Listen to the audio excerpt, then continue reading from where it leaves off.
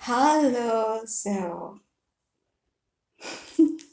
my February reading is Providence, which is as much as thick as the Bible, but the Bible is way more bigger and longer.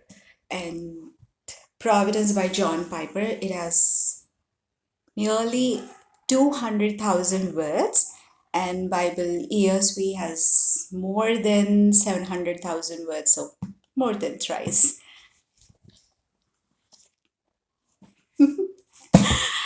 Ta-da! So, this book, Providence, I've come to this page and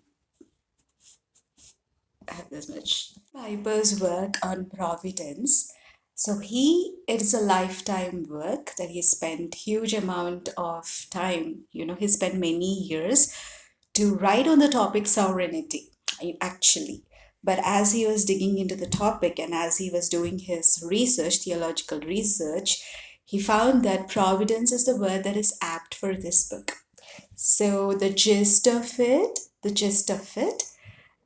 providence is the Lord's nurturing attribute, his way of providing, for a cause. And in this book, the fascinating point is the main statement is in the beginning of the book, and he logically develops that point and shows it how the Lord has been providing, for his cause, for his purpose. So what he was telling about the providence of God. So the Lord has been working towards a common goal, and it is that his name will be glorified. For the sake of his name, he has been taking care since the beginning, before the beginning of the world, and his people will rejoice in the glory of the Lord. So it is not something mundane, boring life, that it's all about the Lord. And no, the Lord is so much involved. That's the point of this book. He's so involved with the lives of the people, with the humanity. From the creation, it's all written in the Word of God.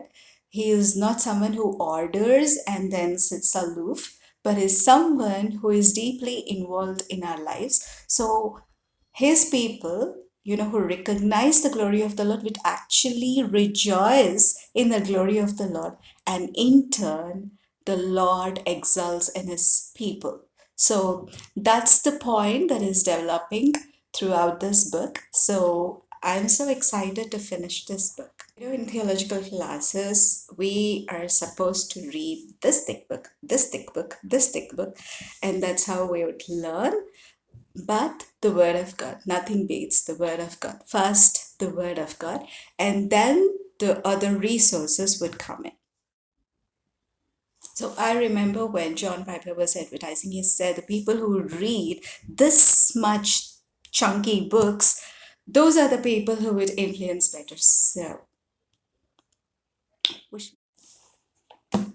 God bless. Have a wonderful February.